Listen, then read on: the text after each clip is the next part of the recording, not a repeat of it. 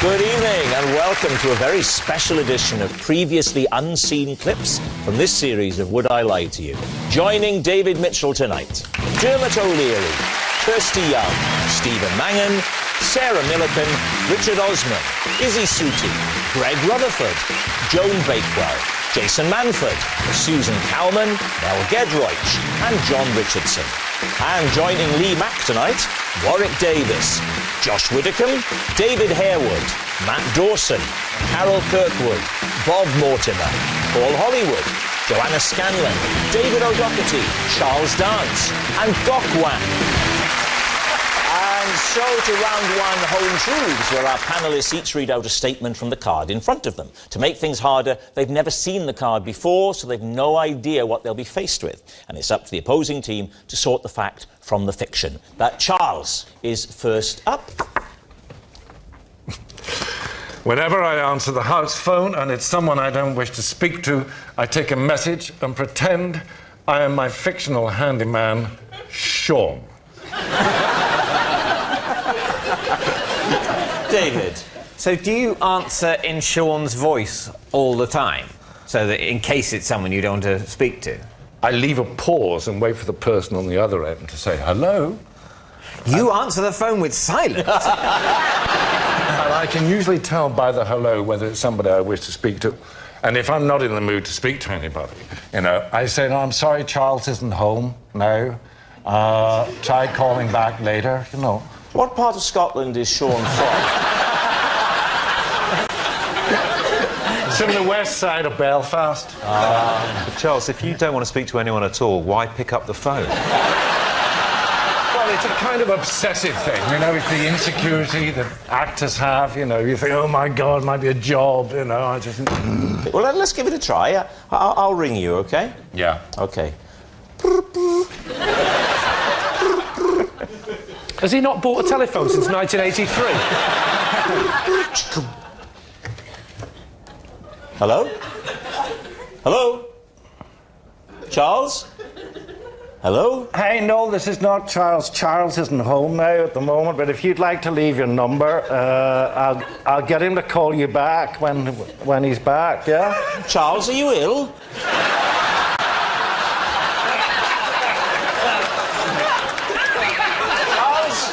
Charles, I'm calling for an ambulance now. It's all right. Get in the recovery position. Oh, God, I'm on my way.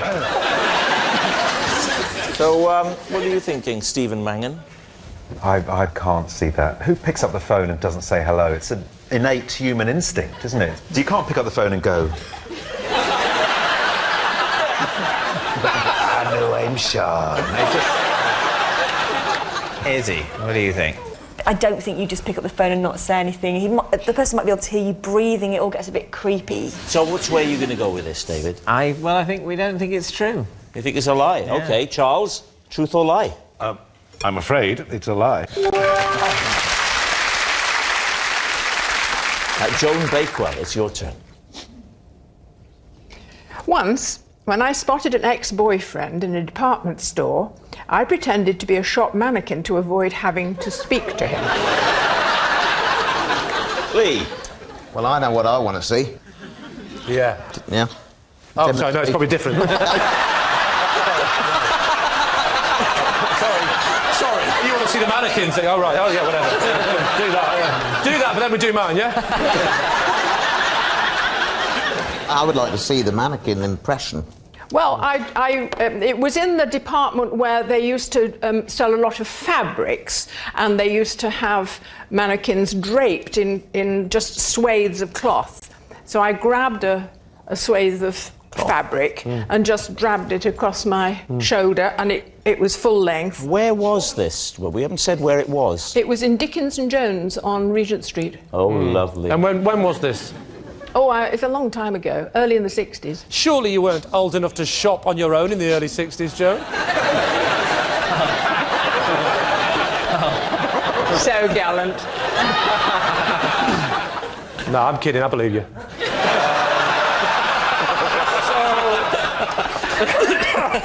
I've said sorry to mannequins before now, in the department stores. I've done that. But what were you doing to them? Yeah.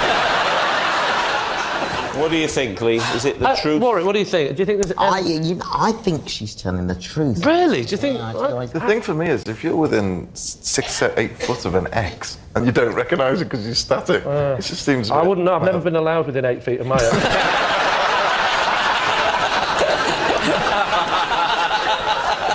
Go on, then. I'll say it's a lie. OK, they're saying it's a lie. Joan, was it the truth or was it a lie? It's a lie.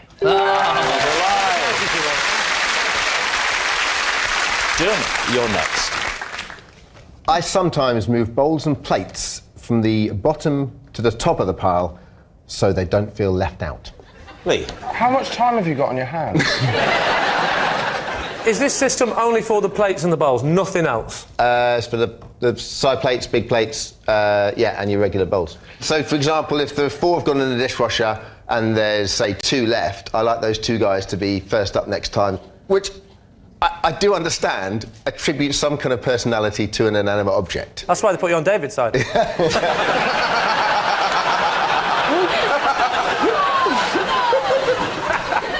How many bowls are there? It works with all crockery. Wouldn't work with egg cups, though, would it? Because you couldn't really stack them in the same way. No. But that's a good question. Would the egg cups at the back be brought to the front? We only have 2, so they get used pretty regularly. They're pretty happy. How about if you only had 2 plates? Dermot can't have 2 plates. Thank you, Ross. Imagine the sort of dinner parties he has. Imagine who's coming to those dinner parties. Cowell, Walliams, McPartlin, Donnelly. Ant and Det, they're using the egg cups as bowls. When was the last time, if you can remember, that you actually thought it's time for a change? Let's move these fellas out of the way. Let's bring these guys up. How recently was that? Oh, last week. Really? Last week, yeah. There was 1 single plate there, and I thought, when did that guy last get used? Yeah. I'm thinking at least a fortnight. He's got to go to the top. Dermot, how do you keep track of how many pills and tablets you're meant to take in any one day? Do you have a system, or does your carer really oversee all of that? What does your wife think? Weirdly, I only told her about it a couple of weeks ago. Are you worried that your wife's doing the same thing? And What? so... Very good, yeah. That's a good point. Dermot, you call them guys. Are there no lady plates, lady bowls? No, I mean, that's a catch-all term. Some bowls have a femininity about them, yeah. But no, they're sort of omnisex. Oh, OK. I don't mind being called guys. Well, you're only one. You're a guy, yeah? Yeah. It's a very middle-class thing, I think, calling... parents who call their children guys. That always makes you want to vomit. Yeah, true, isn't it? You guys want to help with the washing up? Oh, yeah. The worst one is, come on, guys, let's do the washing up. And they go, you're not my real dad. Well, there we are. Lee, what do you think? Do Dermot's words have the ring of truth about them? Josh? I think so. Matt Dawson, which way are you leaning? Lie. So, Lee, you have to have the casting vote. We're going to say that it is, in fact, true. You're saying true. Dermot O'Leary, were you telling us the truth, or were you telling a lie? I was telling you... the truth. Oh, well done. Give it that.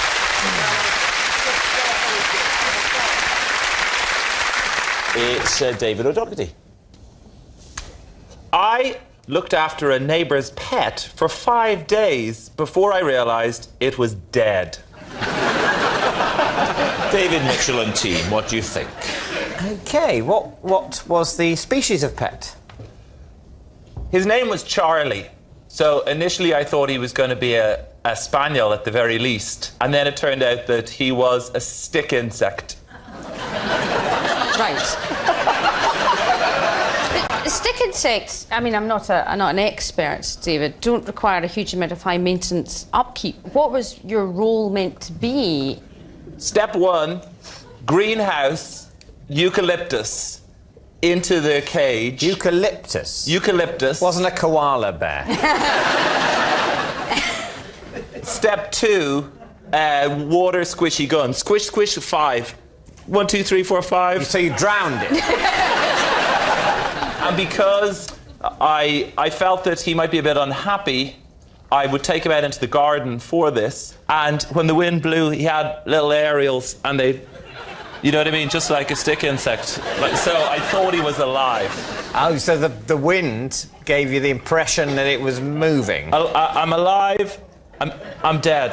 Alive. That's how you'd know. What's the spraying for? To simulate the monsoon environment that... They come from a part of the world where there's a regular daily 25-second monsoon. Yeah. I think if I'd taken him out, then obviously I would have seen that... Out of what? The cage. Right. Cage. Well,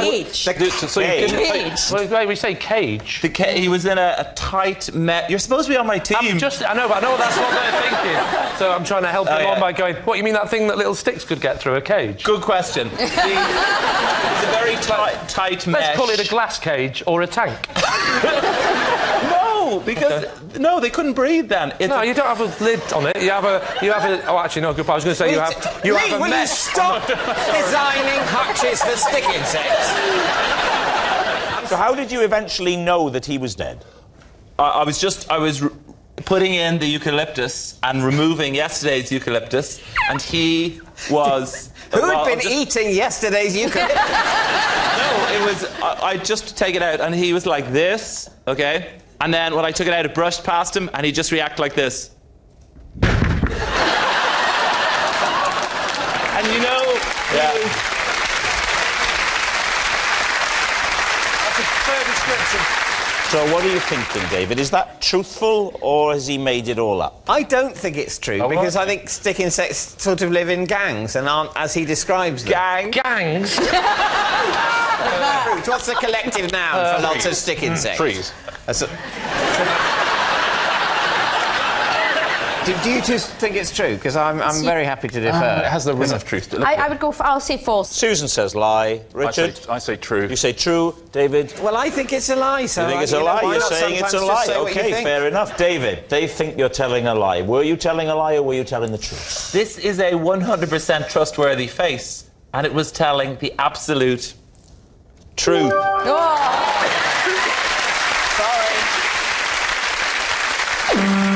It's David Mitchell. I once got stuck in a cave for an hour after getting the hood of my cagoule caught on a stalactite in a way I couldn't untwizzle. Right, caves and stalactites. Lee, Max team. Well, the bit that we definitely believe about that story is cagoule. Yeah. We're not doubting cagoule. Oh, yeah. Yeah. Red. And when in the last 3 weeks did this happen? This happened when I was a boy, a child, a human child. Boy child? What cave was it? It was somewhere in France. Ah, holiday? Yes. Deliberate ploy by parents to get rid of you? Give him the baggy cagoule and find a stalactite, then run. You were in there for an hour? Yeah, I was caught on the stalactite. For an hour? For an hour, Just yeah. remind me again, stalactites go down, right? Stalactites hang down. Hang down. Stalagmites go up. And the easy way to remember it is that stalactites have a C in them. Stalactite. C for ceiling. Yeah. Stalagmites have a G. G for ground. No, it's the stalactites come down, isn't it? But tights go up as well. No, they don't. Not when I'm around.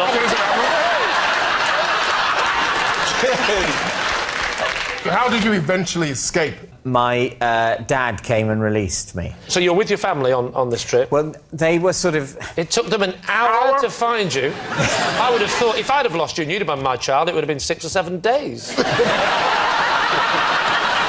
Right, so what are you thinking, Lee? Could this be true? What do you think? I'm going to go for a lie. You think it's a lie? Bob? Lie for me, Lee. Lie. Lie. David?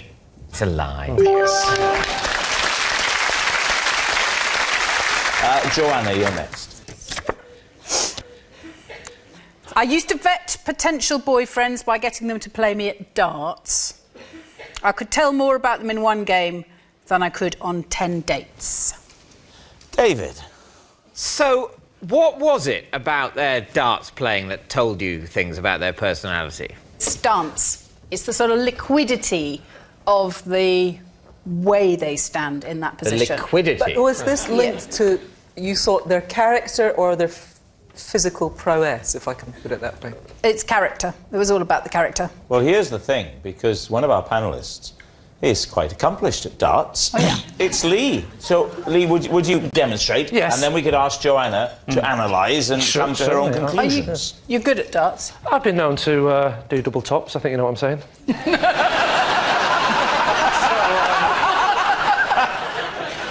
So what I tend to do is I tend to go like this. That's the line. And I will take my dart. Where's the board, sorry? That's a good question. That's what I was thinking. That's the first thing I'd do is I'd go, hang on, there's no board. Because I know what I'm doing. And then I would take the dart, I will lean forward with all the weight on the right leg, keeping it straight, of course, I'm not an idiot. I will then raise the hand, the little finger, note the little finger is in the air. It's weight. If I put it down, I will fall to the left. I have to ballast myself with the finger out. And I'd go like that, might give a cheeky wiggle of the bottom to the lady watching. And then... Oh, he's only got an 880 again. I'm going to collect the things. I'm so proud, I'll probably moonwalk to the board. Oh, Christ. I didn't know about that. Usually, ockies are straight. And then I would grab the darts like that. And go, they're for you, princess. That's how I roll.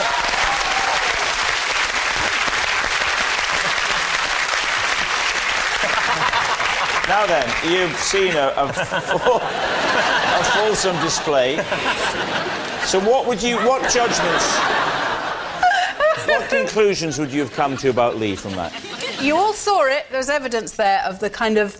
It's about a certain sort of flow. Yes. And I think Lee gives quite a good impression of being a bit of a moron. It's true, he does. He does. But what I think that belies is the fact that underneath it he is a bit of a kind old softy. Yay! Yay! And that's kind of what I'm looking for. So, David, what do you think? Kirsty, what do you think? I would tend to think it's true. Craig? Yeah, I sort of think the same. Can I say I'm sort of 70%? I'm not 100%. What percent are you? 50. You're 50? Well, the thing is, it could be either, that's the thing. Well, that...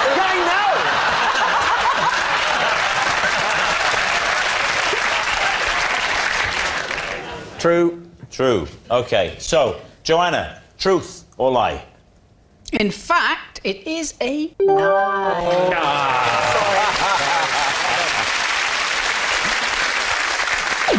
It's Gok. Right. I always use 2 toothbrushes to brush my teeth, one for the top set, one for the bottom. David's team. I believe it. Can I just check? When you say one for the bottom...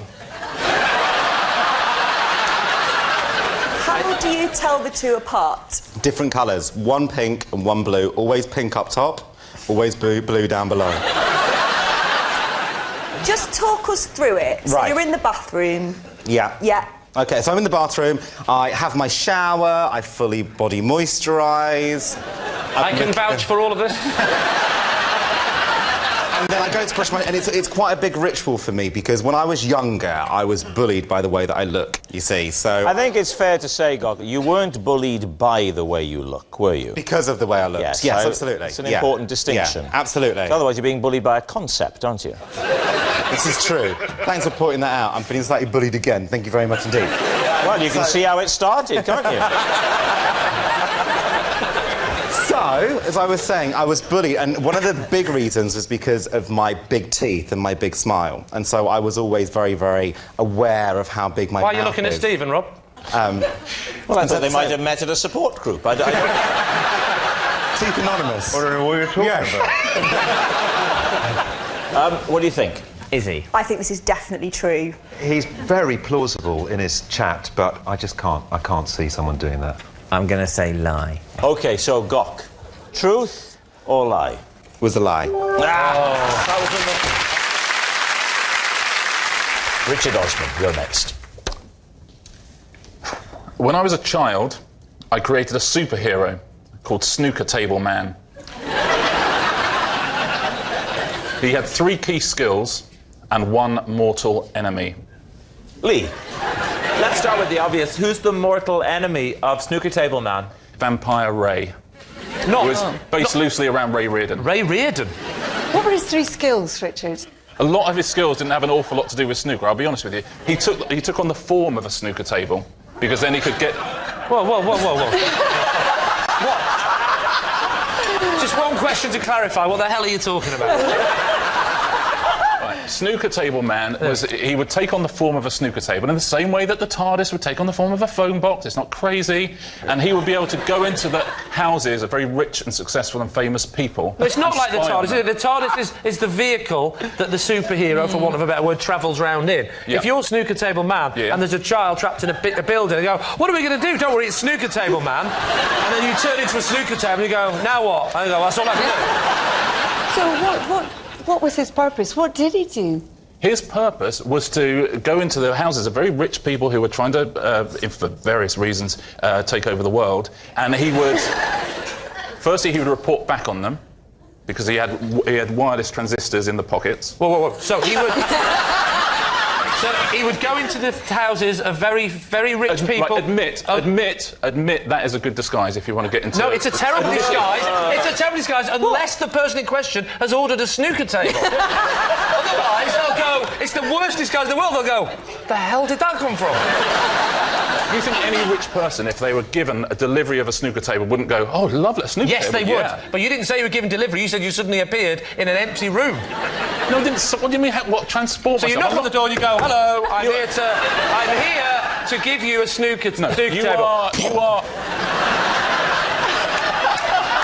That was it. That was your... Now you're making it sound ridiculous.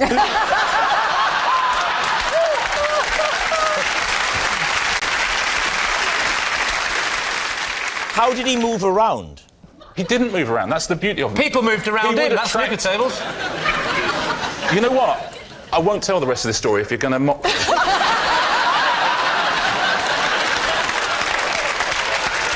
What are the other powers you haven't told us about? Yeah. Well, I've given you the 2. And the third what was the second one? Transistors and pockets. The transistors, yeah. The ability to transmit information. Who 2? And 2... Who do you think, if we're trying to save the world, who do you think he's transmitting to? Steve Davis. Firstly, me. What was your third power, then? The third power was exploding balls. And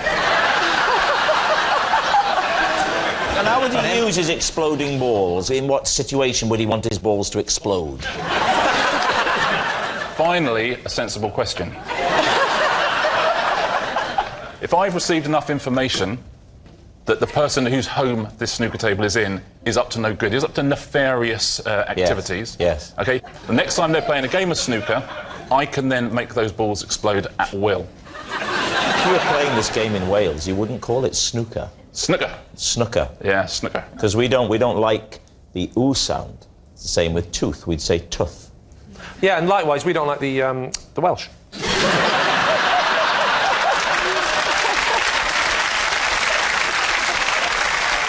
Lee, what are you thinking? I think it's a big fat lie. You think it's a lie?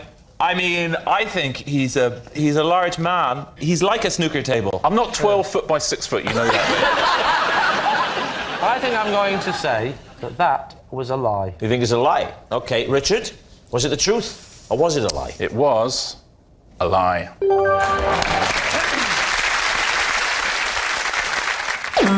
It's John Richardson.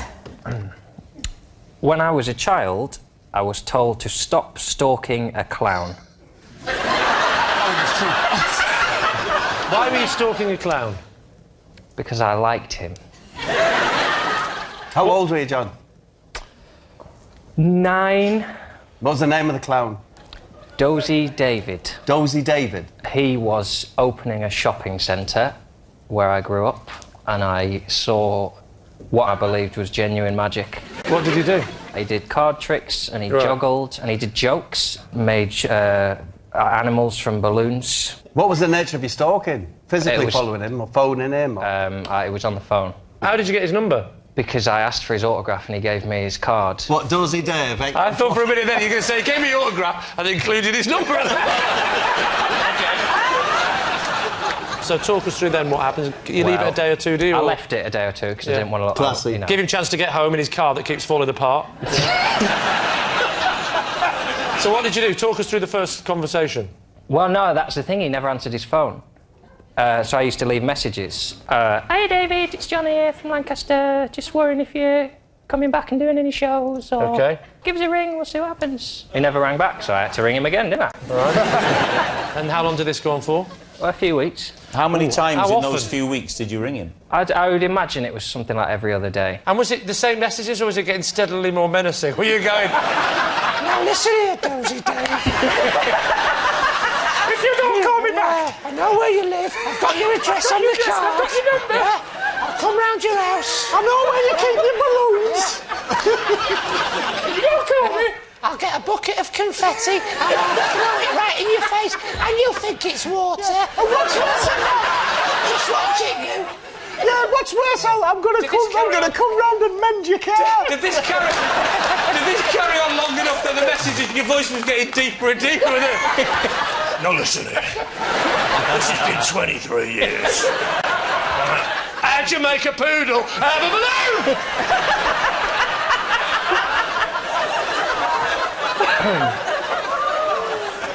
How did it end then, John? It ended very upsettingly when his wife or girlfriend answered the phone and said, David says, will you stop calling the house? Oh, this is a heartbreaking story. Lee, what do you think? Could that tale of woe be true? I think it fits his character profile. Sweet. I think it's probably true. So, David? I think it's true. True? For me, yeah. We'll say you all think it's true. John, were you telling the truth or were you telling a lie? I was telling a truth.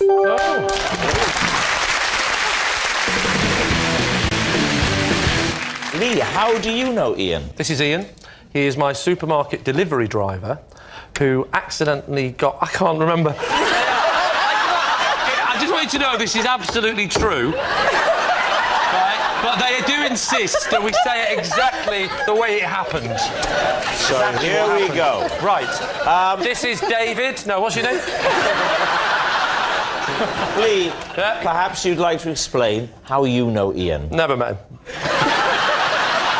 This is Ian. Right. This is Ian. This is Ian. Listen, I think it's fair to say the opposition have got it down to 50-50.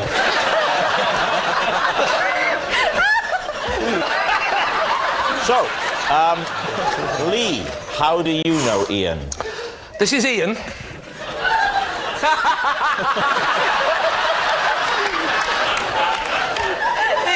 do me a favour, could you sellotape that to your face? Right. This is Ian. He is the supermarket delivery driver who accidentally trapped me in the back of his van and drove me to his next drop-off point. Right. And finally, David, what is Lee to you? Not Lee, sorry.